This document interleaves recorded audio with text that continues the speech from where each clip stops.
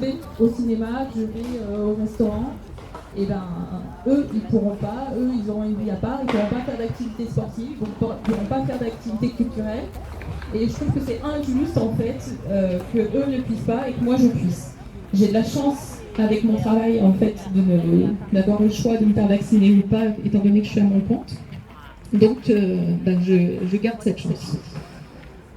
Donc ce que j'avais expliqué lors de la manifestation de début août, c'est qu'en fait le protocole envoyé par M. Blanquer aux établissements, il dit qu'ils ont mis en place un protocole conformément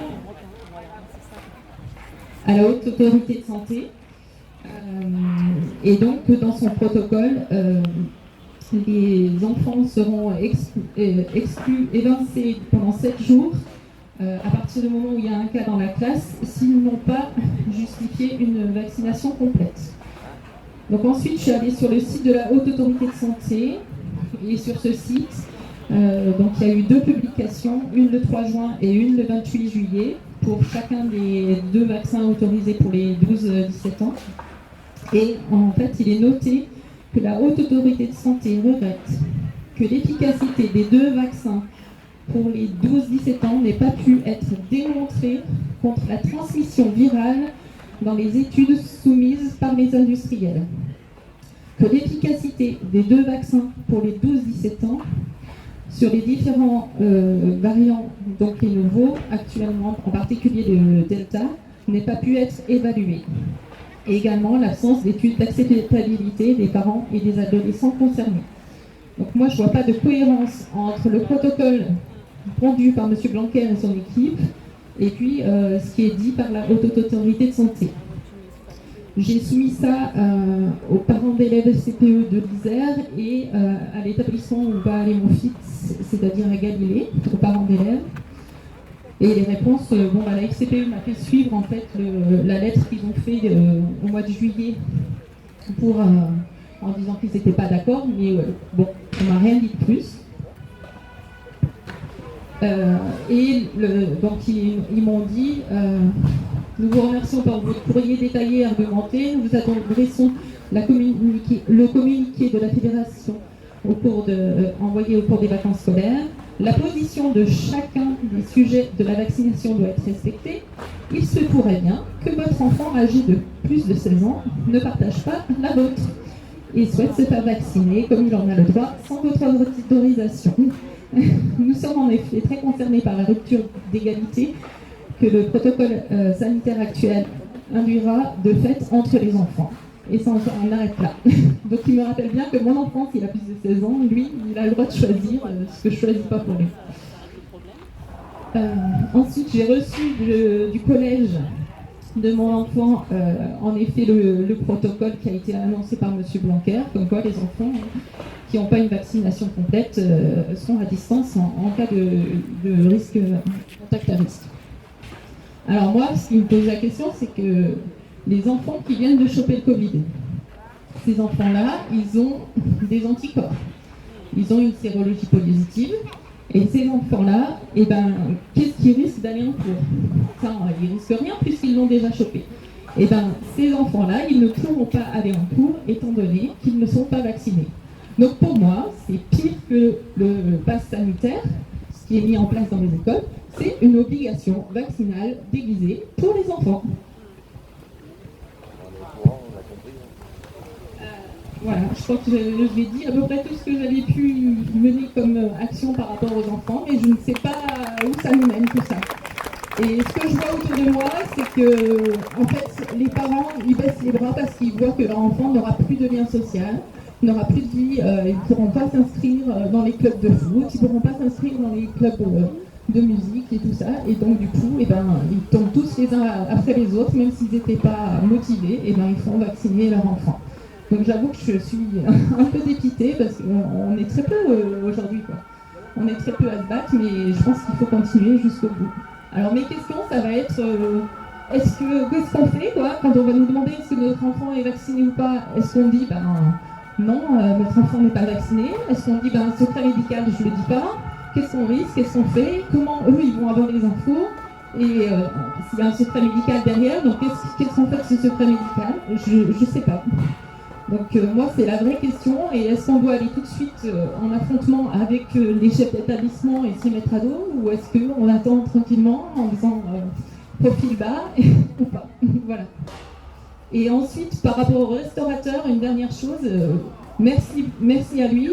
Et je sais que sur Annonay, on connaît un restaurant qui se bat et qui lutte depuis le début contre la mise en place du pass sanitaire et qui a écrit à ses clients nous ne réouvrons pas en présentiel parce que nous ne voulons pas faire un contrôle de passe sanitaire. Notre boulot, c'est pas d'être contrôleur, notre boulot, c'est de créer du lien social et on ne peut pas créer du lien social à partir du moment où on fait du contrôle de passe sanitaire. Donc ils font que de la vente en emporté et en espérant que les clients jouent le jeu. Voilà. Copains, et en fait on a tous envie que nos enfants, on puisse les enlever pour faire l'instruction en famille, mais seul on n'y arrive pas. Et il faudrait peut-être en fait créer un réseau où les gens s'inscrivent pour qu'il y ait une personne adulte qui s'enlève de son boulot, chacun donne 50 balles ou 100 balles par mois selon les possibilités, et c'est une personne qui fait l'instruction en famille et les enfants s'entraident. Moi je l'ai fait 4 ans avec les miens, c'est faisable, mais seul c'est dur parce que si on quitte notre boulot, on ne peut pas payer le loyer et tout, ensemble on devrait pouvoir. Donc peut-être qu'un réseau ensemble, ça serait bien. Pour en parler autour de nous, on sait que c'est un sujet qui n'est pas simple, malheureusement. C'est un sujet qui n'est pas simple des fois pour en parler à son entourage parce que les gens sont un petit peu fermés. Et bon, moi j'essaie toujours d'essayer de comprendre en fait les réactions des gens. Et je pense qu'il faut quand même avoir en tête que ça fait 1 an et demi qu'on instrumentalise les gens et qu'on instrumentalise surtout la peur des gens et qu'on n'est pas tous égaux des fois face à ces choses-là, face à ces voilà, on va dire ces combats qu'on a menés. C'est pas vraiment le mot, mais voilà, c'est pas toujours évident pour tout le monde. Et donc je pense qu'il faut essayer de comprendre. Il faut toujours essayer de comprendre un petit peu la réaction des gens. Mais c'est surtout qu'aujourd'hui, il y a beaucoup de gens qui sont, du coup, qui ont suivi ce qu'on leur a dit. Ils avaient conscience que depuis le début, on mentait. Mais du coup, si aujourd'hui, on leur dit, bah oui, mais il y a des vrais risques de ce qu'on est en train de faire là. Et si on laisse faire, on laisse basculer, et ben, ce sera encore plus grave. Mais ces gens-là, ils veulent pas l'entendre parce que ça remet en question leur propre décision qu'ils ont prise. Pour eux-mêmes. Pour eux-mêmes. Et en plus, je veux dire, on peut critiquer les complotistes. Il y a vraiment tout sur Internet. Il y a vraiment de tout sur Internet. Il y a des choses qu'il faut faire attention. Mais il y a quand même des faits qui sont évidents. Et je veux dire, ce qui se passe dans les pays aux alentours, on dit que ça nourrit le complotiste. Non, en fait, ça nourrit le factuel de ce qui se passe vraiment, quoi. Et donc, les questions sont légitimes, quoi. Et donc, ces gens-là, eh ben, en fait, c'est limite, pour eux, ils ont été altruistes. Et du coup, ils ont du mal à se remettre en question, à dire que en fait, j'étais égoïste. C'est juste que je voulais être tranquille pour aller boire mon petit café sur la terrasse et boire mon petit mojito. Que je voulais être vacciné. Que j'étais persuadé que si on était tous vaccinés, il n'y aurait plus de confinement. Parce qu'en plus, on nous a bien dit que le confinement, c'est la seule solution pour lutter contre le Covid, alors que c'est pas le cas, il y en a d'autres. Si on a le temps, on y reviendra à la fin. Et donc, ces gens-là, ils sont face à leurs propres décisions qu'ils ont prises à un moment. Et donc, ça les rend un petit peu énervés, agressifs. Voilà.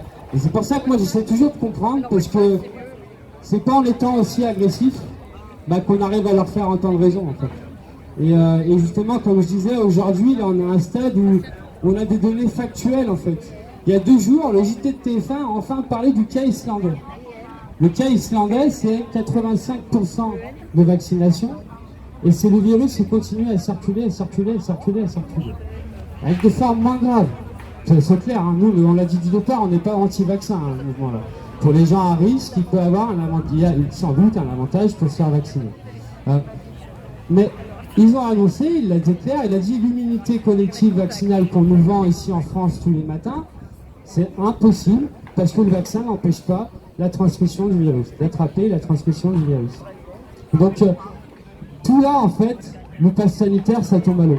Et comme là, c'est en train de dire, hein, c'est qu'aujourd'hui, alors, parce qu'à un moment, on va vous faire passer les non-vaccinés pour des dangers. D'ailleurs, encore aujourd'hui dans les médias, vous le voyez. Hein.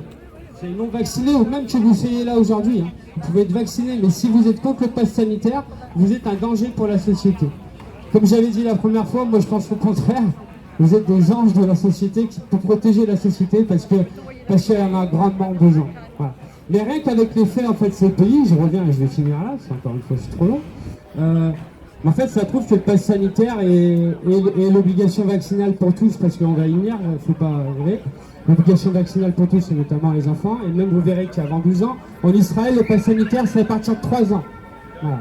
Ils voient que ça ne marche pas tant que ça n'empêche pas la transmission du virus, mais ils vont vacciner leurs enfants à partir de 3 ans. Si on laisse nous faire tout ce qui se passe, ça va venir chez nous, c'est une évidence, c'est obligé. Donc voilà, c'est important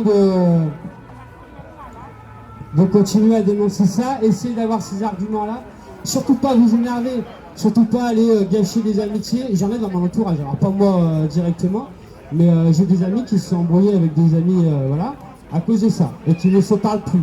Voilà. Aujourd'hui, à cause du pass sanitaire et du vaccin.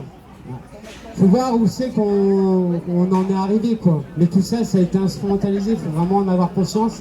Donc il ne faut surtout pas rentrer dans le jeu de la division, il faut essayer de convaincre, comme on dit, nous convaincre plutôt que contraindre, il faut essayer de convaincre, mais après, juste d'expliquer votre position. Je dis convaincre, mais c'est même pas convaincre. C'est expliquer votre position avec vos arguments, et après, petit à petit, vous verrez, les gens, ils vont adhérer, ils n'auront plus de choix, de toute façon. Moi, je vois bien, il y a des gens, quand on commence à parler de 3e, 4e dose, les gens commencent bien à se dire, il y a un hic, là, quand même. Voilà. Donc voilà, c'est important toujours d'être dans la discussion, c'est pour ça aussi qu'on fait ça aujourd'hui. Hein. C'est vrai que les manifs, c'est bien, il faut continuer, hein. Mais les manifs, on n'a pas toujours spécialement le temps de discuter, on peut discuter en petits groupes, dedans. Mais là, voilà, c'est vraiment important de pouvoir échanger, et puis ça peut être une idée, je peux lancer la première idée, hein, à lancer dans les différents groupes de travail, mais c'est de travailler justement sur une trame, c'est comment communiquer avec mon voisin qui est pro-vaccin, alors je dis pro-vaccin, mais qui est pro-pass sanitaire surtout, qui est pro-pass sanitaire et qui, pour lui, vous êtes un danger parce que vous êtes contre le pass, ou voilà. Et là, j'arrête. Donc là, c'est plus ou moins, à moins que quelqu'un veut reparler, je refais un dernier appel, ça ne sera pas fini. Moi, c'est juste pour rebondir sur ce que vous venez de dire. Au travail, il m'est arrivé des problèmes quand même, parce qu'effectivement, j'étais celle qui n'était pas vaccinée et par qui le variant arrivait. Voilà, non mais au travail, de façon un peu lointaine, pas le proche, mais voilà. Et c'était juste pour dire que, effectivement, je suis d'accord, il faut faire attention de ne pas se faire agresser, de pas d'agresser. Chacun a le droit d'avoir son idée. Bon, voilà. Après, c'est compliqué de résister vraiment à tout ça parce qu'on a envie de faire partie de la masse. C'est plus facile en fait d'être dans le collectif que de sentir qu'il y a peut-être des petites choses différentes qui se passent. Voilà. Et en nous, il y a des choses qu'on ne comprend pas. Moi, je suis dans cette phase-là. Voilà. Je suis dans la phase, je ne comprends pas ce qui se passe et j'aimerais bien comprendre. Voilà. Donc, je pense qu'il y a certainement des gens comme moi, enfin, j'en connais d'ailleurs. Et puis, bon, je ne suis pas du tout anti-vaccin, pas du tout. J'aimerais bien d'ailleurs qu'il y en ait un qui nous supprime tout ça. Voilà. Je ne sais pas si c'est pas le cas, effectivement. En Islande, en Israël, il se passe des choses. Voilà, c'est juste pour dire ça et dire qu'effectivement au niveau de l'amitié aussi, il faut faire attention parce qu'on peut se séparer de ses amis, c'est pas bon non plus. Les amis, ça reste des amis, ils sont capables de comprendre, voilà. Et puis dans l'univers professionnel, eh ben, parfois il vaut mieux ne trop rien dire ou en tout cas faire attention pour pas se sentir rejeté. Voilà. Bon, encore une fois, c'est pas mon cas, hein. J'ai des super collègues, heureusement, mais bon. La tension est grande en fait, la tension autour de nous est grande et il faut trouver des coupables. Et voilà, moi je me sens pas du tout responsable de ce qui se passe, au contraire. Si je pensais que je l'étais, je réagirais comme on demande de le faire d'ailleurs aujourd'hui. Hein. Mais voilà, il faut juste y croire un peu plus en fait. Hein. Voilà. C'est tout ce que je voulais dire. Les variants, en réalité, d'après beaucoup de médecins, ils viennent non pas des non-vaccinés, mais des vaccinés.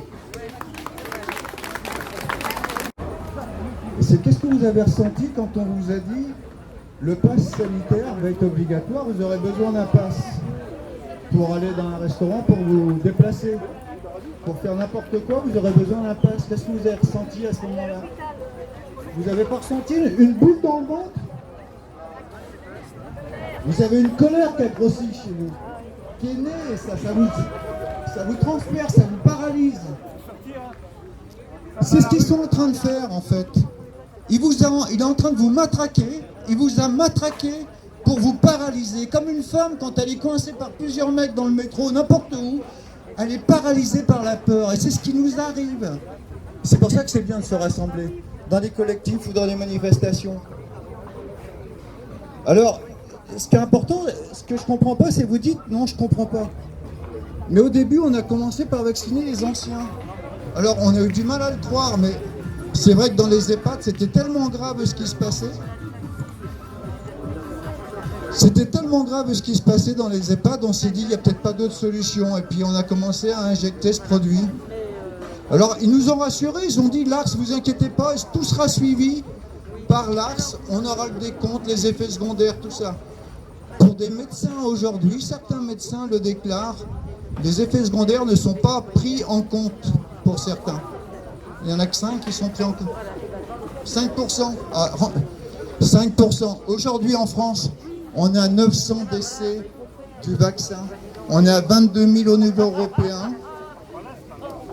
C'est énorme. Je ne vous dis pas le nombre d'effets secondaires des gens qui ont commencé par perdre de l'ouïe et aujourd'hui ils ont perdu l'équilibre, ils ne peuvent plus aller au travail. Vous vous rendez compte? On nous a volé nos industries, on nous a saboté nos industries. On ne les a pas volées, on les a sabotées. On a saboté notre industrie en France. On est en train de tout gâcher depuis des années. Aujourd'hui, on est en train carrément de nous empêcher d'aller travailler, nous rendre handicapés, nous invalider.